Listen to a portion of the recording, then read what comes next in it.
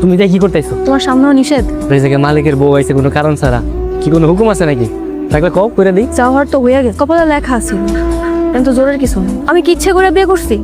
তুমি জানো না আমি কে লেগে বিয়ে করছি? তুমি টাকার লোভে এই বুইরা একটা লোকের বিয়ে করছো। তোমার বাপের থেকে বয়সের বড় একটা লোককে তুমি বিয়ে করছো শুধুমাত্র টাকার লোভে। আমি নিচে ঘুমো। নিচে ঘুমাবি? নিচে ঘুমানোর লেগে আমি তোরে বিয়ে করছি? আমার বাচ্চা লাগবো। জানি। জানোস তাহলে নিচে শুইতেছস কে? আমার বাচ্চা লাগবো। এই বংশের প্রদীপ জ্বালানোর লেগা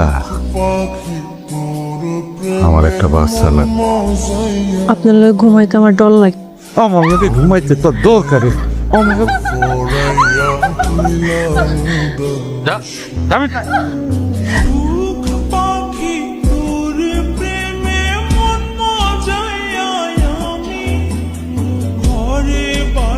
তুই কি এই অবস্থায় পুকুরে গোসল করে বাড়িতে আসতেছস নাকি?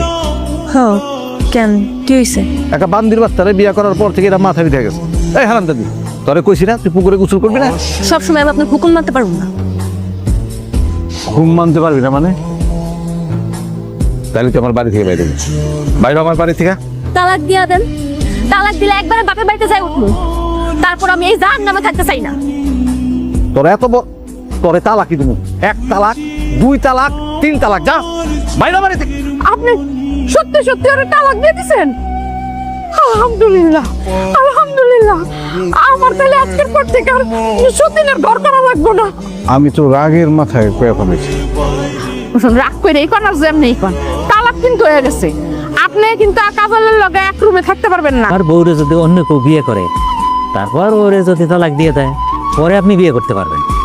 এই যেমন বাবলু মিয়া আছে, আপনার বউরে তার সাথে বিয়ে দিলেন, সে যদি 2-1 দিন পরে তালাক দিল, এরপরে আপনি তারে বিয়ে করতে পারবেন, তার আগে না।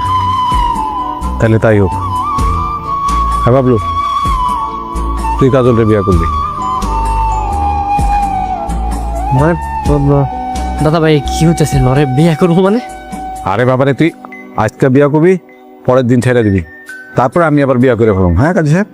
হ্যাঁ, এইটা শরীয়ত মতে ঠিক আছে।